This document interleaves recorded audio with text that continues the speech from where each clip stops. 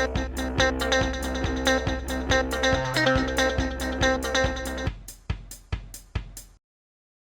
everyone, welcome to Shot Talk. I'm Angie Kellen for the eBeam initiative, and joining me today is Leo Pang. He is the Chief Product Officer at D2S, and D2S is the managing company sponsor of the eBeam initiative. Hello, Leo. Hi, Angie. Thank you so much for joining me today. Oh, you're welcome. You know, I heard that Photomask Japan was a really big success between the increased attendance and the special event that the eBeam initiative had at the end. Can you give us what your key takeaways are for this year's PMJ? Oh, yeah, sure. So, yeah, definitely this year's PMJ is a huge success. So first look at the attendees. They have 620 attendees according to PMJ's website, right? Compared to last year, I think last year was 483, something like that, right? That's a significant jump.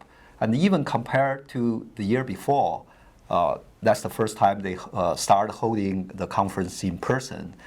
They have 253, right? So that's more than double. Because of that, they even have to double the conference room, and they added the parallel session. Wow. So I'm chairing the second day one of the parallel sessions. So this is the first time I'm chairing a session. You know, it's not all the people from PMJ, right? So it's a huge success. There are a lot of interesting talks. The first one is given by Martin. He just retired from ASML. He put lithography into this mega trend, you know, the AI power transformation.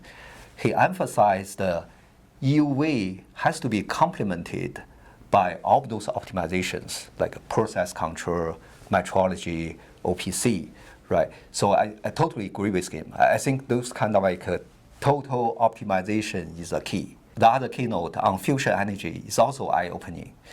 There is a talk on VR. I found it very interesting.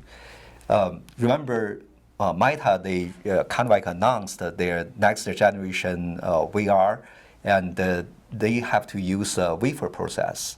Because of they have to use the wafer process, the cost is actually very high. So they are talking about they can actually transfer this into flat panel process.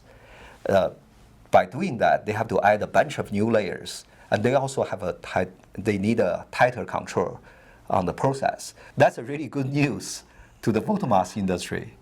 Aki presented the eBeam luminary survey.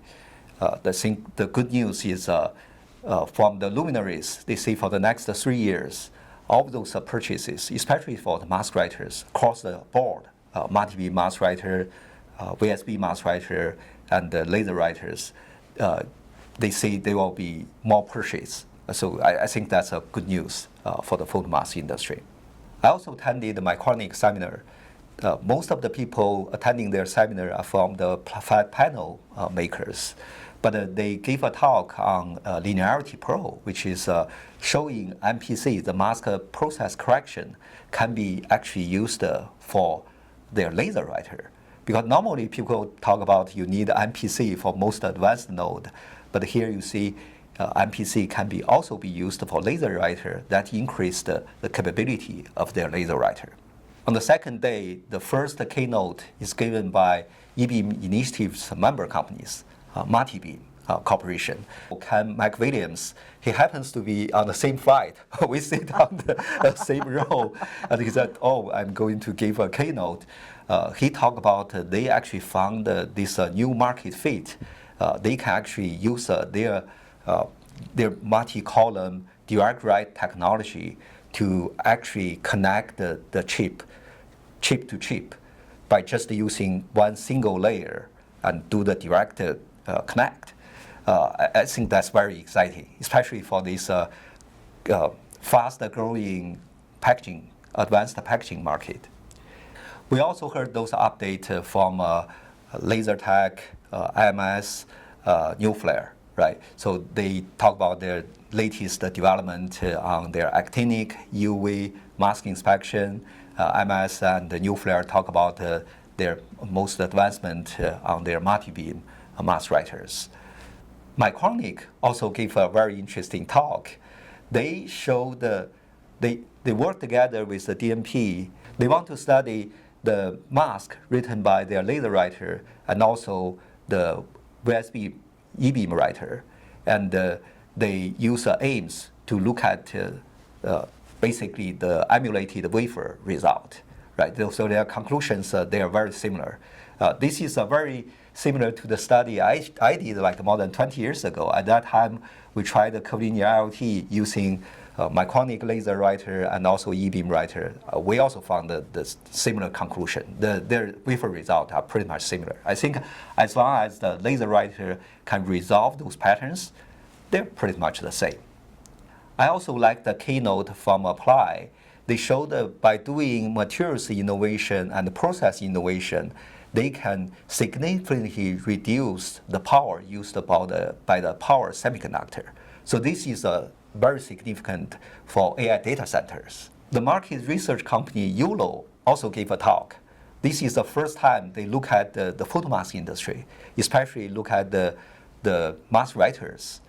One of their conclusions is the photomask industry and the semi device, the revenue are highly correlated. I think that's a good news. But on the other hand, people asking why we cannot actually make more money, why we cannot take a bigger share, right? Very interesting. But the most significant talk, I would say, is those PLDC talks, especially the one given by Paris from Micron.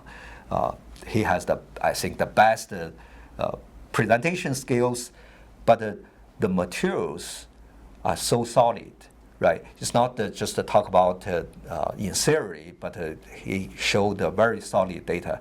For PLDC is a pixel level dose correction. So this is one of the D2S product. So it's very innovative because this is the first time people doing the correction in the pixel domain. And most importantly, or most amazing thing is PLDC doesn't take any time. So it's a zero turnaround time. Well, Leo, I want to thank you so much for taking your time and sharing all of your insights with us today. You're welcome. My pleasure. Next, we're looking forward to the 2025 Luminaire Survey, which will be taking place this summer. And of course, to share the results, it's going to be in September at the eBeam Initiatives event at the SPIE Photomask Technology Conference, or as Lee and I call it, the Bacchus event. Thanks so much for joining us. We hope you'll join us again soon.